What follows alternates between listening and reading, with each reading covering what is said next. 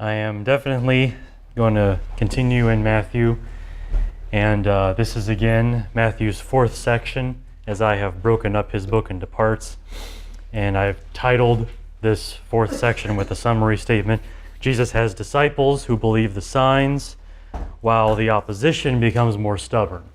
And we're tracing out those two trajectories for two very different kinds of people for this part of Matthew's Gospel, really through to the middle part of chapter 16, I think. And as of today, we're beginning to move through the latter half of this fourth section.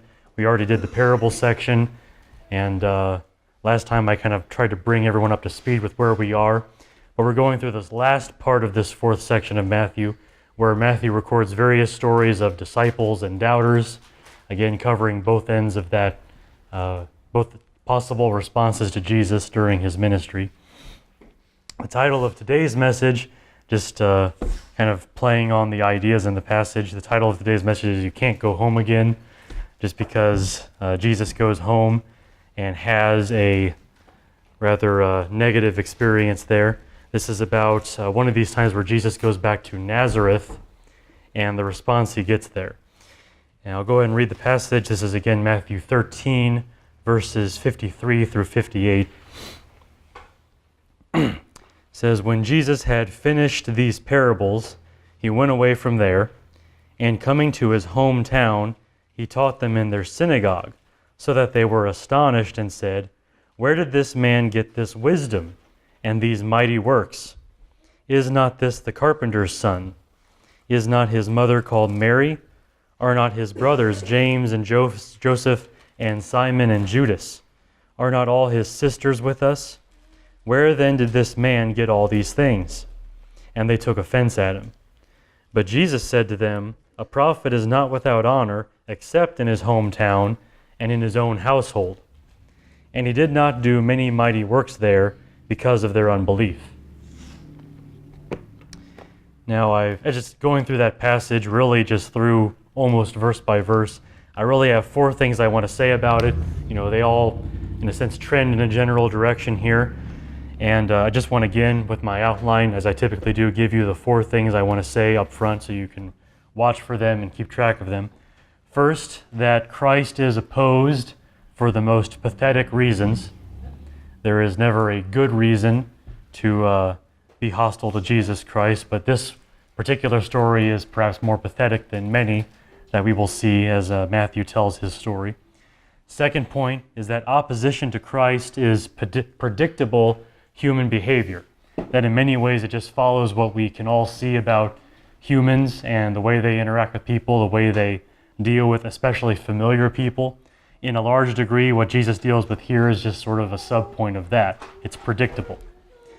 Thirdly, faithless people lose what Christ would give them. They miss out on something that could have been very great, but because of their faithlessness, they do not get that, which is a very sad and pitiful thing, but it is very much seen here in this passage. And then finally, in spite of everything that I'm going to say, Christ can be honored in your hometown and in your household. So trying to end on a somewhat positive note, the chief reason I added that last point, it does have something to do with the passage. I'm not just kind of pulling it out of nowhere, but the chief reason I wanted to add it as its own point was to offset what was otherwise a very bleak message. It's not exactly a passage that is overflowing with, cheer. It's very low on cheer. First of all, it's kind of dismal to read. Jesus goes home, gets even less of a response than normal. I mean, the crowds are usually at least kind of shallowly interested in Jesus as a miracle worker and hearing something new, hearing a powerful preacher. He doesn't even get that in his hometown. So it's just kind of like, kind of sad to read. But additionally, just remembering and thinking of it this way, Jesus actually lived this moment. You're reading a passage here about something that actually happened to a man walking the earth who actually had this kind of reception, going to where he grew up. Not exactly a happy story. But Matthew has not just recorded a kind of sob story for us. It's not just there to make you think, oh, what a bummer. There actually is something to it. Matthew has included this story, I think, to make some points, again, on the opposition to Jesus, which was growing more and more stubborn at this time. just as he's doing in his entire fourth section here. One of Matthew's examples in this case is the very hometown of Jesus. The people that to some degree knew Jesus better than anyone else, even they are part of this growing stubbornness that you see at this phase in Jesus' ministry. And if people refuse to support the local boy, you know things are going pretty badly for him if you can't even drum up any support where you grew up. Just kind of a fun fact here, statistically speaking, in presidential elections, for example, maybe you've noticed this, a candidate's home state almost always supports him. I mean, they almost always have the majority where they grew up. Well, why is that? Because you support the person that is kind of from your people. I mean, just kind of a thing that we humans do. On a smaller level, in the family members tend to support each other. Even if they don't necessarily like what they're doing, they tend to come out and support one another. Just why? Because that's what families do. I mean, whether you're talking about the family level or a whole, political unit even, people tend to stick together. They tend to stick in their groups. People tend to support the members of that group. There are, however, exceptions to that rule. It does not always happen. And Jesus, as it turns out, is one of those exceptions. And Christians also fall into that exception. Both Jesus and those who follow him tend to encounter this strange scenario in which even those people that should be with us are not always with us. And that's really what this passage is about. But I didn't want to totally end there, which again is why I wind back around to that last point about Christ can be honored in your hometown and among your household. And I just want to throw that in at the end in order to give us some hope in dealing with some of these things that we'll be talking about tonight. So, my first point, however, to begin, that Christ is opposed for the most pathetic reasons. And I chose that word because I really do think the reasoning here in the Nazarenes, the people of Nazareth, really is that pathetic. Matthew has shown us some reasons that people did not like Jesus. You see it from time to time. He has plenty of objectors, especially among the scribes and the Pharisees and people like that. But really we've seen that always the fault lies with the objection or the objectors. It's never Jesus' fault if he ever gets a bad reception. It's the fault of the person that is hostile to Christ. Well, here in Nazareth we see the same sort of thing, but I think we see it to a level that maybe we've not seen before, kind of a new low in pathetic reasoning in the way people interact with Jesus. So to read the first part of the passage again, just verse 54, it says, "Coming to his hometown, he taught them in their synagogue, so that they were astonished and said, 'Where did this man get this wisdom and these mighty works?'" Okay, so let's put this into perspective here. Let's talk about the objections that the people of Nazareth did not have to Jesus. The arguments they don't have against Christ. First of all, the people of Nazareth do not object to Jesus' teaching. They don't have a word to say against that. From time to time, we have seen people raise objections to things taught by Jesus or to the example he sets as he does things. We see people very much react in a very strong way against what Jesus teaches and I guess if you call them beliefs, the beliefs he holds. Well, such an objection is a very serious objection because it is a matter of truth, and truth is a weighty matter. Things like doctrine and practice are matters of reality. What is actually true? What does God actually want you to believe and do? And for that reason, Jesus doesn't usually just leave those objections against him alone. He usually does make some kind of answer because they're serious things. But the people of Nazareth, on the other hand, they don't seem to have much of an objection to the actual teachings of Jesus. In fact, they sort of pay him a compliment, sort of maybe a darker compliment. They call it wisdom. They say, "Where did this man get this wisdom?" They didn't say he's a fool. They didn't say he's teaching stuff that's wrong. They say, "Where did this man get this wisdom?" Implying that they can't really find anything wrong with anything that he's saying. So apparently no one in Nazareth had that kind of objection that we've seen from other groups of people in the Gospel of Matthew so far. That's not one of their objections. Furthermore, the people of Nazareth do not object to Jesus' reputation as a miracle worker. That is, again, not one of their objections.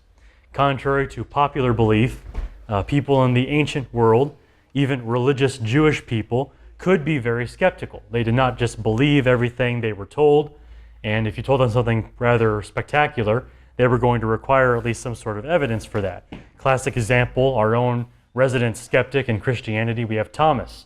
I will not believe Jesus has risen from the dead unless I can touch the wounds. I mean, he's very hardcore in his skepticism. Well, people were like that back then. And I'm sure many people heard the stories of Jesus' healings and his other miracles and had their doubts.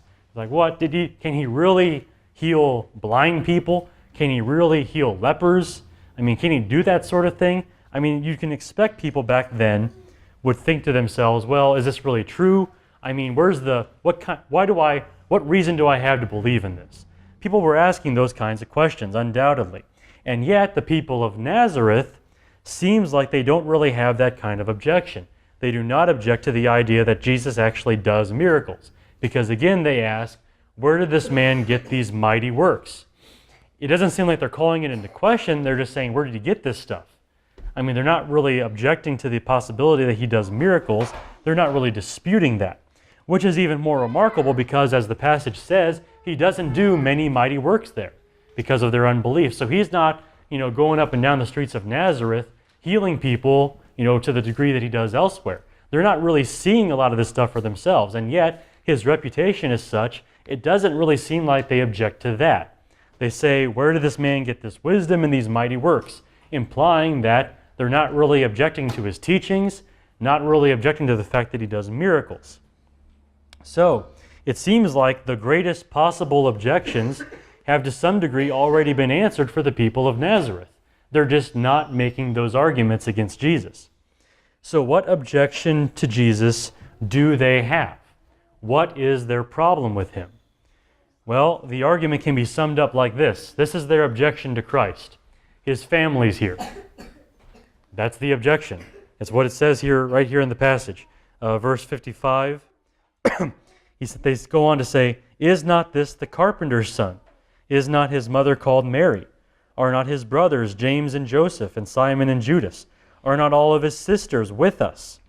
Where then did this man get all these things? And they took offense at him. So there you have it. Conclusive proof that Jesus cannot be anything special.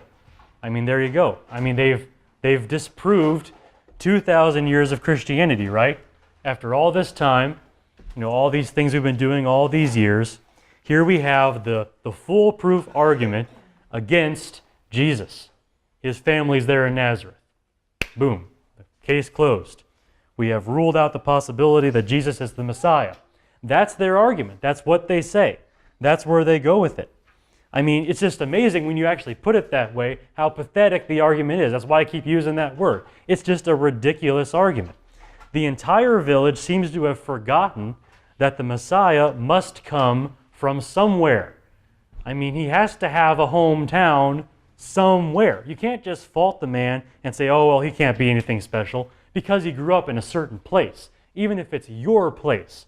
That kind of argument just doesn't work. You can't dismiss somebody just because they have a mother and a father somewhere, or brothers and sisters, or something like that. The whole argument is just ludicrous, and yet that's the argument they make.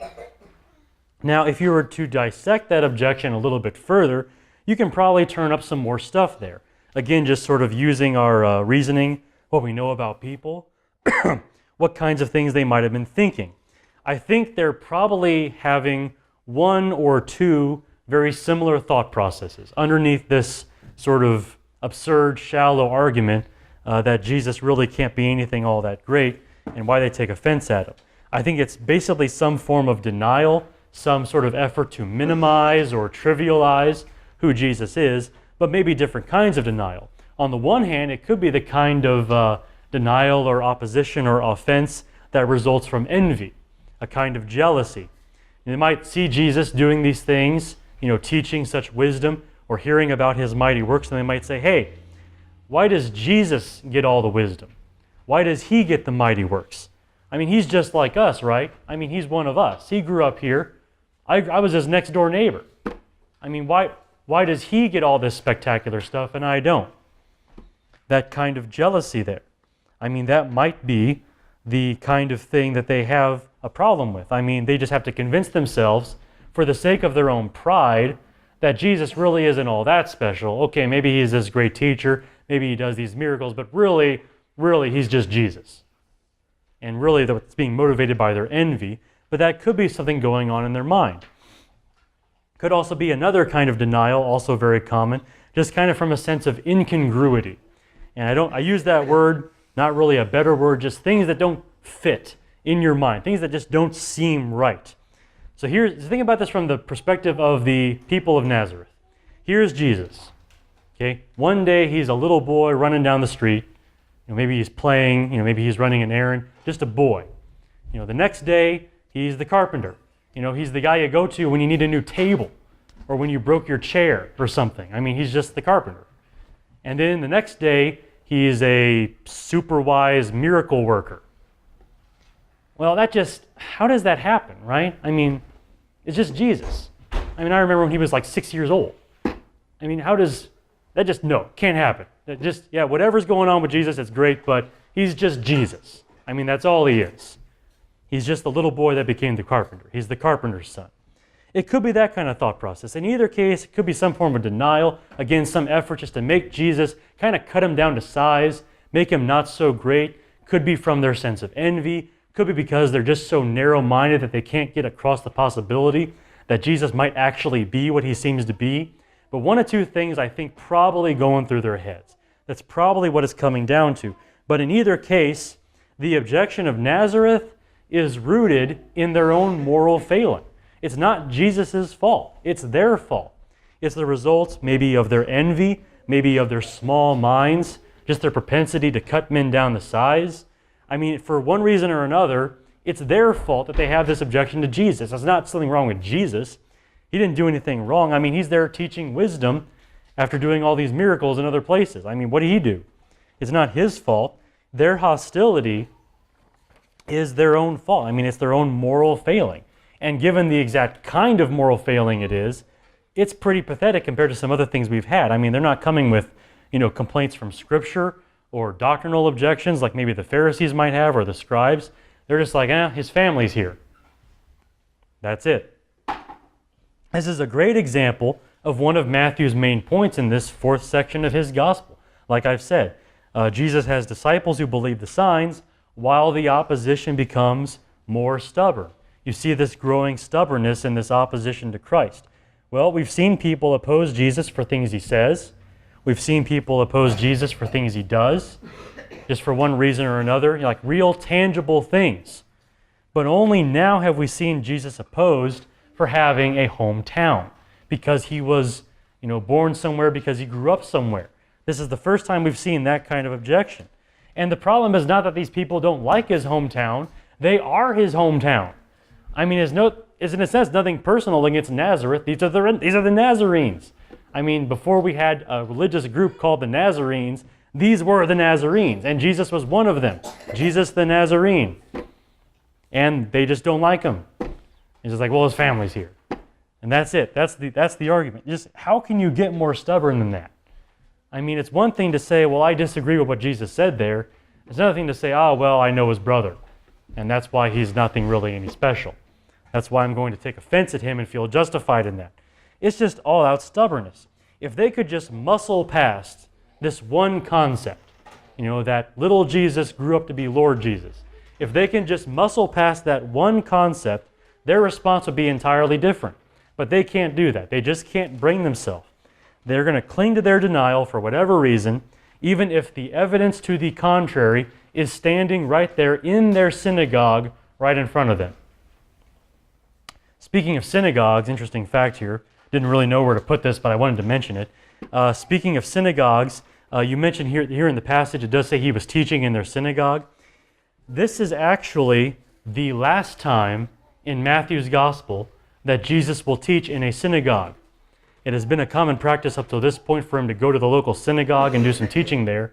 But from now on, it's almost like he's done. You might say he's done with organized religion or the official Judaism of his day. It's almost like going home to Nazareth and getting this kind of response was the last straw. It's like, man, if even in my hometown synagogue, people are going to have this kind of response to me, why bother? He's just done.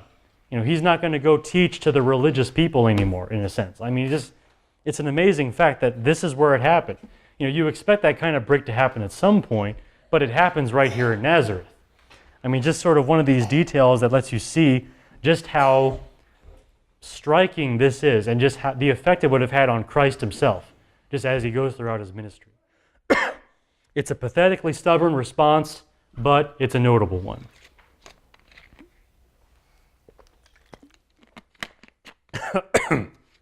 Okay, so next point, next thing that I get from this passage. The opposition to Christ is predictable human behavior. It is something that you could, in a sense, foresee just from your own knowledge of human behavior. As usual, Jesus has an answer for everything. He does say something about this particular incident, and I want to have a closer look at his response here to the way Nazareth has treated him. Verse 57, "And they took offense at him, but Jesus said to them, 'A prophet is not without honor, except in his hometown and in his own household.'" Almost sounds like a proverb there, but Jesus, he has a ready response there. It's almost like he saw this coming to some degree, and it's just like his fears were confirmed. It's like, well, a prophet's not without honor except here, in his hometown, among his own household. So that's his response. Now, just to think about that a little further, we have a saying too. We have the saying, familiarity breeds contempt, right? We've heard that before. Why do we say that? Why has that become kind of a slogan among us? Well, we say it because sometimes the more you know people, the less you respect them. Somehow being closer to them makes you less willing to give them the honor that they might actually deserve. It could be due to your own jealousy of that person. Maybe you just don't like the fact that they get all the glory and you don't, and you're left here in the shadow. Maybe it's just your own inability to see what they become. Maybe you remember them from an earlier stage of life, and you kind of think of them that way, don't really see them the way other people do, and you just can't bring yourself to, think of them as being anything great. For one reason or another, it happens. Familiarity breeds contempt. That's why we say that. That's why it's one of our sayings. Some other sayings, I stumbled upon these. I just thought they were interesting as I was studying this passage. Some Greek sayings. And of course, these sound very Greek because they deal with philosophers. Not really many prophets among the Greeks, but philosophers they have. So you have some sayings here from around this time. For the philosophers, life is hard in the hometown. That's one of their proverbs among the Greeks. Here's another one. The philosopher avoids his hometown. So if you're a philosopher, you try to go home as little as possible. Well, why is that? I mean, why do they have those kinds of sayings? Well, let's say you're a philosopher. You've become one of the more intellectual people in your culture. You allegedly have studied all the secrets of existence and all that. And that's all great. You think it merits some respect among men. And then you visit home. And what kind of response do you get at home? Well, some people are probably going to envy you for the chances you've had to go make something of yourself. You didn't become a farmer or a worker just like everyone else. You got to go to school and become a philosopher. So maybe there's going to be some jealousy there. And they're just going to kind of give you the thumbs down because, hey, here you are home acting all snooty when really you're just visiting home. It's not your fault that they're jealous. Maybe that's one of the responses you get. Or maybe your friends just can't forget the time you threw up at somebody's birthday party or some stupid thing you did when you were younger. Here you are, you're this philosopher. I mean, you've become something kind of special, and they just keep thinking about you the way you were back then. And for that reason, you get no respect. I mean, one way or another, you have this kind of thing where because people know you, you just don't get any honor. Now, among the Jews, of course, you don't have many philosophers, but you do have prophets. And so Jesus says, a prophet is not without honor, except in his hometown among his own people. If you're a prophet, God speaks to you. You have visions from God. You are the mouthpiece of God. You would think that'd be something notable, something that might get you a little bit of respect, just not in your hometown, not in your own household. To some degree, with the Jewish prophets, you can apply that at the national level, right? How often did anyone in Israel listen to any of these prophets? Hardly ever. Who listens? Well, you have more success sometimes among these Gentiles. Jonah going to Nineveh, the whole city repents. Chad just preached on Naaman the Syrian, becoming a follower of God because of what this prophet Elisha does for him. All these kinds of people, sometimes among the Jews, The further you get away from home, the more success you have. I mean, get out of the country, then people will listen to you. Don't bother preaching to your own people. I mean, it's an amazing thing. Among the Jews, being a local boy can be a bad thing, even if you're a prophet. Even if you're something legitimately special, to use that term, people closest to you, they're just not going to see that, and they're going to give you the exact opposite response. Which ultimately is why I say, though, that the response of Nazareth to Jesus is predictable. Something that you could have foreseen if you had just thought about typical human nature. Whether in that culture, or Greek culture, or our culture, or any other culture, it seems that some degree of familiarity will bring with it a measure of contempt. That's just how we kind of deal with people. It's just one of our faults as wicked humans, that we judge people in that kind of shallow way. Jesus just applies what he knows about humans to his hometown. And so he says, well, a prophet's not without honor except in his hometown. So pathetic opposition, yes, but to some degree, predictable, which I think is why Jesus was ready with that response and why he frames it in such a general, sweeping way. You know, any prophet, whether it's Jesus or not, just isn't going to have the kind of respect here that he would have elsewhere. He just kind of expects that, and for good reason, because that's how humans act.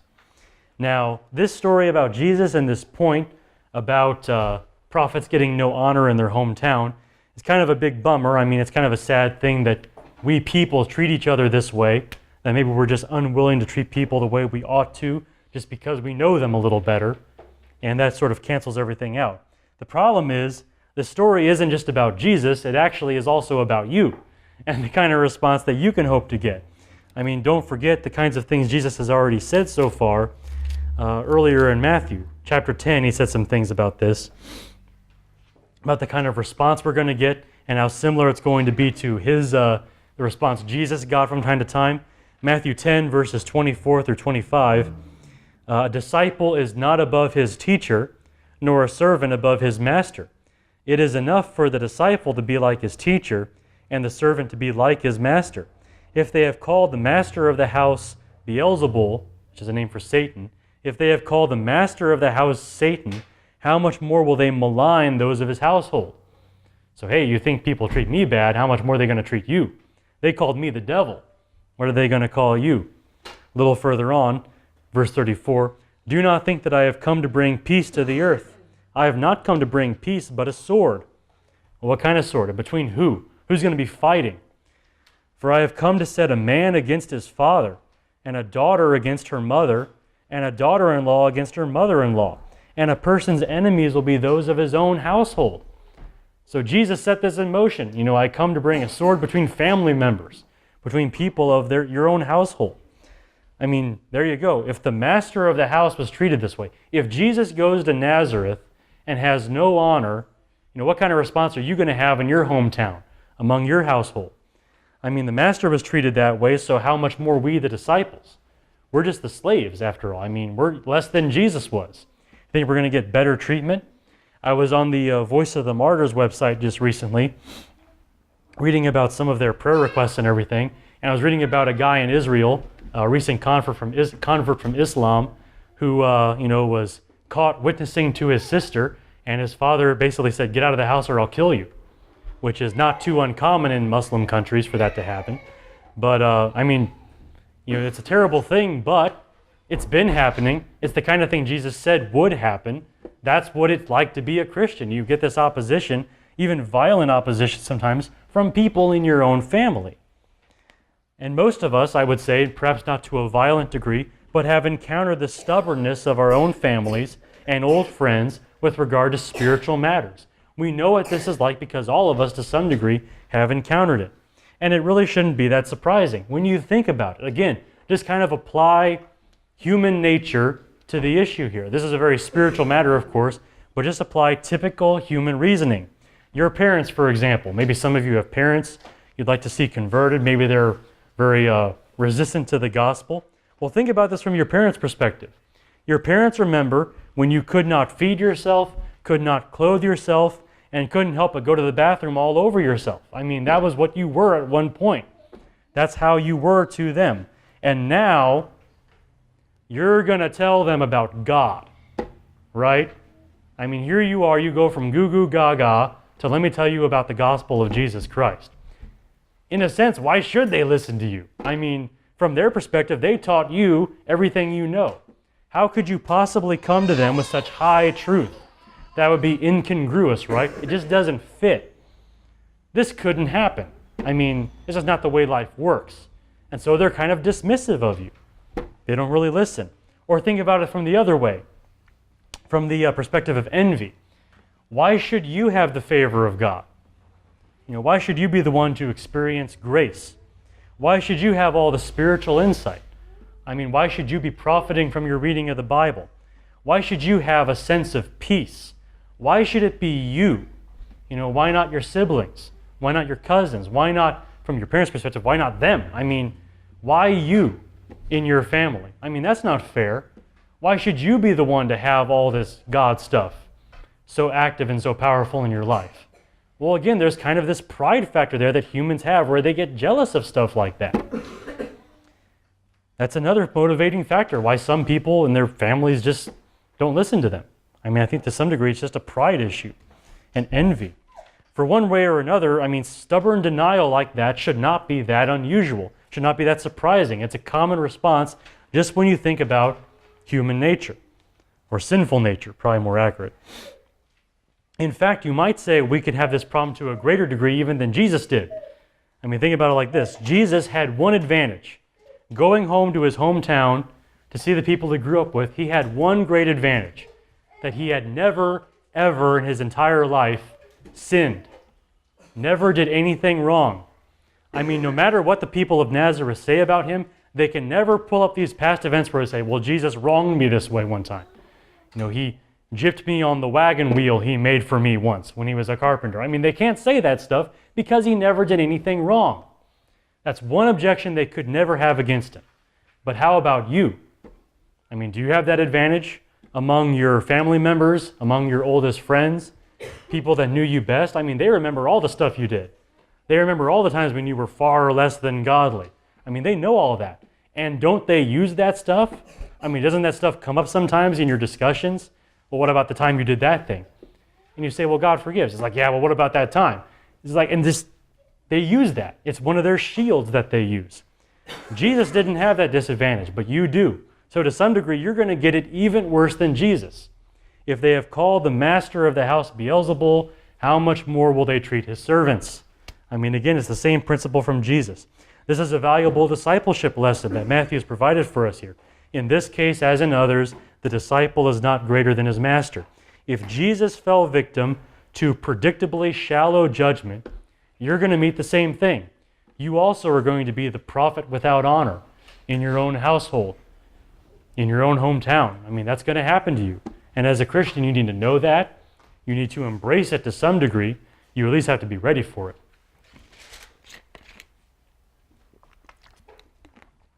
Now, all that is pretty sad, but I think there's something even sadder in this passage, something far more pitiful, and that's on the side of the unbeliever, that faithless people lose what Christ would give them. That if they were not so hardened in their unbelief, they would actually get a great blessing, but they're not going to because of their unbelief. And you see that here toward the end of the passage. Here in verse 58, and he did not do many mighty works there because of their unbelief. That's how the story ends. Now, to start talking about this, we have to explore the options for understanding this verse here at the passage, because it does generate some discussion, and I just want to make sure everyone's on the same page, or at least you understand how I understand it. First of all, some people, to begin with, kind of an easier one, some consider this verse to be proof that you must have, quote, enough faith before God will do miracles for you.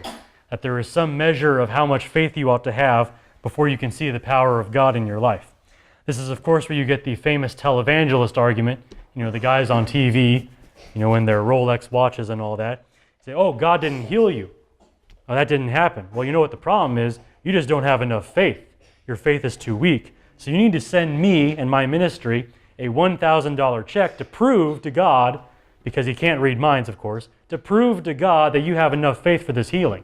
And once you send me that check, then you'll get your miracle. Well, of course, I'm treating this with disdain because it is just contemptible. And I could say a lot of things about that idea, but I want to limit myself to the passage in front of me so we don't get lost here. The big thing I would say here is, in this passage, you're not talking about believers with weak faith. You're talking about complete skeptics with no faith. It's a completely different kind of crowd. You're not talking about people that are in some sense trying to believe. They're just flat out offended at Jesus, and they don't have any faith at all. They have unbelief. So it's not quite the same thing as all that, and I will limit my response to that for the time being. There's another way to understand this verse here at the end, a way that I adopted for some time.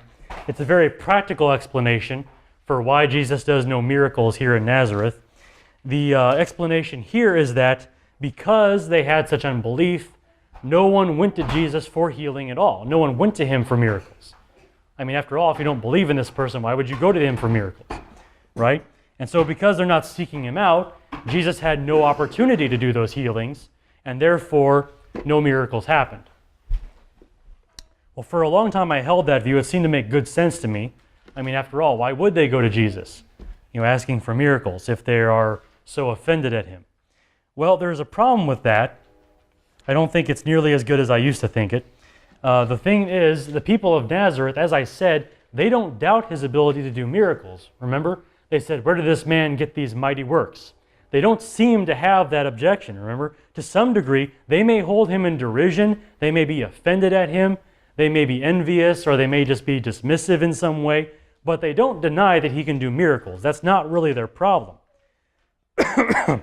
In that case, it might be possible, just for the sake of argument here, might be possible that some people there in Nazareth might actually have asked for miracles, but they would have been asking for those miracles in the complete wrong attitude, with the complete wrong heart.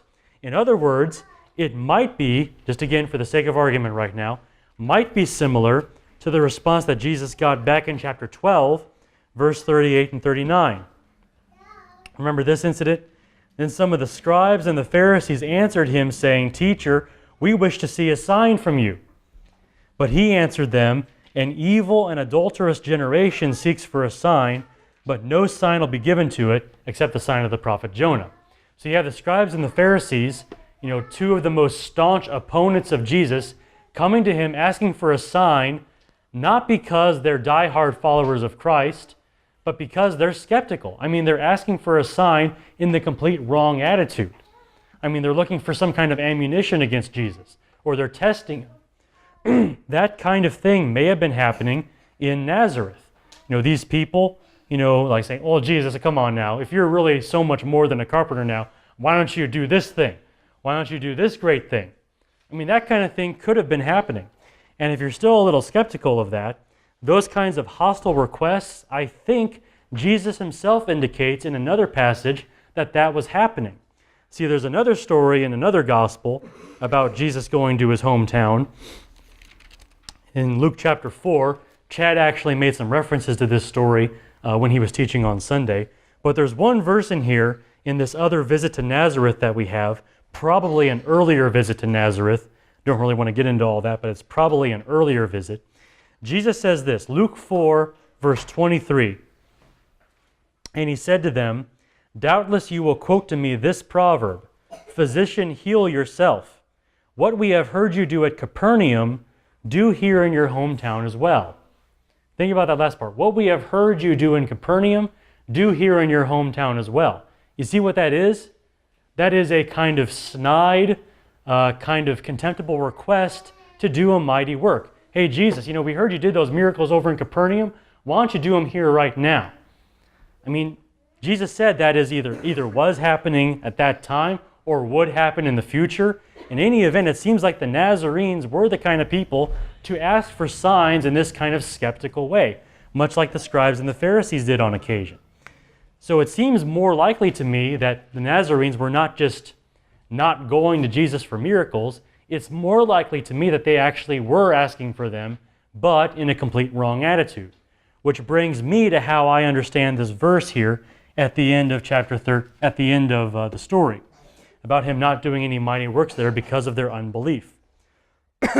That Jesus answered their unbelief with a deliberate withholding of his powers. That even if they were asking for miracles, Jesus would not have done them, because that is how you treat this kind of unbelief. That is the judgment that falls on you for that kind of skepticism, if you want to call it that. Unbelievers, now that's an amazingly brutal judgment, right? Jesus is a miracle worker, right? He's known for doing miracles. And when the current miracle worker of your nation comes to your hometown and does no miracles, that's brutal. That's harsh. That is a heavy-handed judgment right there. But that's what it seems like Jesus did. To my knowledge, it's the only place Jesus did that. I mean, you never see any other place in the Gospels where Jesus did no miracles there because of their unbelief. That's just not the way he does things. But here in Nazareth, boom, no miracles. End of discussion. Now, that has some pretty incredible implications for the relationship between faith and miracles. And I want to stop and talk about this for a moment, because it's kind of this thing that comes up every now and then. Maybe in your own mind you think about why God does things this way, but let's just think about this. Unbelievers, and even some believers to some degree, very often have this misunderstanding regarding the relationship between faith and miracles. These people usually think that the miraculous is the only proper cause of faith, that if they're going to believe in God or something like that, then they ought to be able to ask for a miracle and get one. They say, well, if God wants me to believe in him, let him do some kind of miracle, and then I'll believe in him. That's their condition. And in their mind, it seems to them like a good condition. It seems practical to them. So they want God to be their dog and do tricks for them so that they can believe in him. Well, the thing is, that's backwards. That is completely the opposite mentality of what is true. In reality, God usually reserves his great works for those who already believe in him. For those who are already faithful, God is willing to do these kinds of mighty works. In fact, we're going to see this several times in the upcoming chapters of Matthew, where Jesus does some pretty spectacular stuff among those who have some kind of faith in him. Some measure of loyalty, some kind of desire to follow him. Jesus is going to do great things among them, but only among them. Now, there are some exceptions to this rule. I don't want to be absolute. My favorite example is Malchus, the servant of the high priest, going out there to help arrest Jesus. Clearly not a man of faith. Gets his ear cut off. Jesus heals him. There's a guy, not a believer, to no degree whatsoever, still had a miracle done for him. God, you got to allow God to break his rules from time to time. He's not a tame lion. But generally speaking, God's general rule is that if a person will not believe without miracles, they will be left without miracles. Meanwhile, to those who are willing to believe, God will show himself powerful. That is God's standard operation for dealing with people. The faithless are over here, they get nothing. Those that believe God, yes, God will be their God, and God will occasionally do these spectacular things among them. That's God's way of operating. Think of all the miracles of Jesus. Just think about in your own mind here. The miracles that were only seen by the most faithful followers of Jesus. The calming of the storm, right? We saw that earlier in Matthew. Walking on water, that's coming up in Matthew. And the transfiguration, where Jesus is transformed to look, bright and glorious in front of Peter, John, and James, not a huge crowd. Think about those kinds of things. Jesus didn't do those kinds of things for the Pharisees or the scribes or the Herodians or any of the people that were asking him for signs in this kind of snide, skeptical way. Jesus doesn't do those kinds of things for those kinds of people. God doesn't either. But for those who are his followers, for those that believe him, for those who trust him, God reserves his works for those kinds of people. God will do that, but not for the skeptic. And unfortunately, Nazareth falls into the category of people who refuse to believe.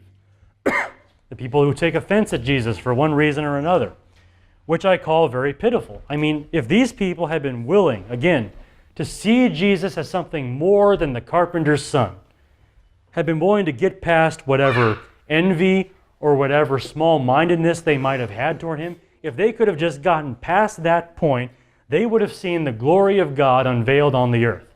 They would have seen miracles like any of these other towns. I mean, Jesus sets the bar kind of low when you think about it. He did miracles for a lot of different cities. You know, the same kind of people that started chanting, crucify him at the end. But here in Nazareth, no. I mean, not at all. Their unbelief was that great, Jesus isn't going to give them anything. I mean, that is sad. I mean, that's a terrible thing. And I think Matthew records this probably for an evangelistic purpose more than anything, as his readers are reading this, realizing that Jesus, the miracle worker, didn't do anything in his hometown because of how offended they were at him. Well, kind of gets you thinking, doesn't it? I mean, is that my attitude toward Jesus? Am I coming with this kind of closed-minded approach here? Am I just unwilling to believe that this man could have been the Messiah? Kind of gets you thinking. You don't want to be like Nazareth. You don't want to be missing out on the great things God wants to do for you if you would just believe, if you'd just be willing to believe. I mean, just take one step forward at least. But anyway, Nazareth is not like that, and that makes them, I think, a very pitiful example of this kind of unbelief. Now, my last point for tonight.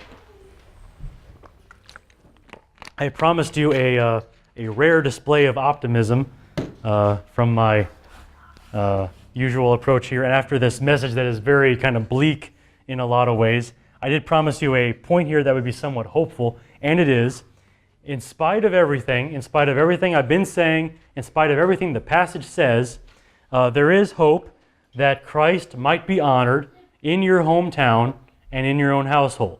It is not a complete lost cause at all. There is reason to believe that God might actually do something among your friends and family members. Now, we do have a lot to overcome. I mean, think about everything we've seen. You see people making pathetic excuses to harden their hearts against Christ. Hey, his family's here. That's it. They do this so consistently that it's predictable. We talked about that whole familiarity breeds contempt thing. That's just how people are. I mean, people are so wicked that that's how they operate towards such people. And then finally, I mean, they just lose stuff that Christ would give them if they would just be willing to believe. I mean, the hole is dug pretty deep here. I mean, there's a lot to overcome. That said, there's no reason to feel helpless. There's no reason to just throw out all hope altogether. It seems that Matthew, in this passage, again, I'm not just sort of throwing this in or making it up, Matthew has included a detail in this passage that's very interesting. He's included some names that are worthy of mention. Verse 55 here, as they're kind of showing how well they think they know Jesus. He says, "Is this not the carpenter's son? Is not his mother called Mary? Are not his brothers James and Joseph and Simon and Judas? Are they not with us?" I mean, that list of names there. Now, think about those names for a moment. Just think about what you know about some of these men. This Judas here, this is of course not Judas Iscariot, the disciple who betrayed Jesus. This is Judas, the brother of Jesus, the man we better know as Jude. You know, the guy that wrote that book, that letter really, that's later on in the New Testament. You know, the guy that the Holy Spirit used to give you Scripture, that guy. And there's another guy in that list that's even more impressive, James, even more well-known. Not only becomes a Christian, becomes one of the more prominent Christians in the Jerusalem church. You see him from time to time in the book of Acts. I mean, he's no small name among the early Christians. Matthew's audience, being Jews, I think, from Palestine, would have been familiar with both names as they were both leaders in the early church there in Palestine. So I think they would sit there and maybe think about this for a moment. And I think Matthew included those names deliberately because James and Jude are exceptions to the rule. I mean, what's the rule being given? A prophet has no honor in his own household and in his own hometown. But here we have two exceptions. Two men who broke that rule. Think about this. The brothers of Jesus, once upon a time, actually did fit that description, not honoring Christ. There's this story that's pretty fascinating over in John chapter 7, verses 2 through 5. Just want to read it here. So you see what kind of men James and Jude and his other brothers were at that time. John 7, verse 2. "Now the Jews' feast of booths was at hand. So his brothers said to Jesus, Leave here and go to Judea, so that your disciples may also see the works you are doing. For no one works in secret if he seeks to be known openly. If you do these things, show yourself to the world." Again, that kind of snide response to the signs of Jesus. I mean, they don't really call him into question here. They're just like, hey, do all this stuff over there in Jerusalem. Then you'll be something big. And as John says, for even his own brothers did not believe in him. I mean, that's the kind of men James and Jude once were. But some of these men, some of the brothers of Jesus, actually became not only Christians, but leaders among the Christians in the earliest phase of the church. They broke the rule. They bucked the trend, so to speak. I mean, here you have this rule, prophets without honor in his own household, but not with these two guys, right? So even the rule of our passage is not absolute. It was a problem that plagued Jesus, that plagues us, but it's not an absolute rule. Every single one of us would like to see the gospel have more power among our friends and family. We want to see that. And sometimes it feels pretty helpless. But thanks to guys like James and Jude, I mean, we have reason to believe that even our family members and our friends, those people that would discount us because after all, we're one of them or whatever, I mean, people like that might actually listen to us at some point. It happened with James and Jude, right? I mean, one day they're kind of mocking Jesus, the next day they're leaders among the church. It is an amazingly hopeful thing, and it really is there. So I wanted to bring that out before I left this topic totally alone. Okay, I'll go ahead and do a summary here, and then we'll be done for the evening. Just to give you, again, my 4 points here for the message. First of all, that Christ is opposed for the most pathetic reasons. And I said in the case of Nazareth, they rejected him because, as they said, his family's here, right? They just listed off all the names and said, where did he get these mighty works? Where did he get this wisdom? We know his whole family. Well, at its root, I suggested that it was probably a kind of denial, a kind of dismissive attitude, maybe sparked by envy, maybe just from the incongruity and the strangeness of the situation of the local boy, becoming this, great person. Who knows? Just kind of my guess, but my best guess is that's kind of underneath all of that. But their objection ultimately is just, hey, he has a hometown. This is his hometown. He can't be, what he seems to be. Just kind of a pathetic argument, really. Secondly, my second point, that the opposition to Christ is predictable human behavior. I mean, Jesus cites that kind of proverbish sounding thing about the prophet being without honor in his hometown and household, as though it were a general rule, something that happens very often, and as though he's not really all that surprised at it. I mean, he kind of expected it. Well, in Nazareth, we see just the same predictability of judging familiar people with contempt. And it's not just limited to Jesus, but to us as well. We experience the same thing. Again, by now, it is somewhat not surprising. And then thirdly, and more pitifully, faithless people lose what Christ would give them. They miss out on these things because of their hard-heartedness. Nazareth could have had the same blessing that practically every other town and city in Israel could have had if they had just not been so hard-heartedly stubborn. And yet, because of their unbelief, they totally missed out on a wonderful thing.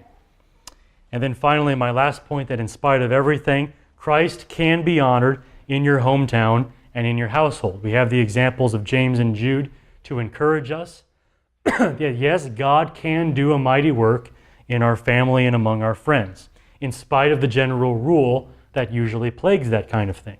It's not a hard and fast rule. God can break that kind of rule, and he has done so in the past. So this passage, again, is just one of the many ways that the opposition to Christ just grows more and more stubborn in this 4th section of Matthew. As the disciples grow in their faith, as they see the signs, you have the exact opposite response. You have people growing more stubborn and seeing less of Jesus and seeing him do less of what he can do. That is basically what's coming up more in the rest of the 4th section of Matthew. And next time we're going to see possibly an even more remarkable example of that with King Herod, and we'll get there next time. But again, this passage in Nazareth, just really part of what Matthew is doing at this point, trying to show you the kind of stubborn opposition that was so common at this point in Jesus' ministry. Well, were there any questions on this or comments or anything that people want to say on this kind of topic or on the passage?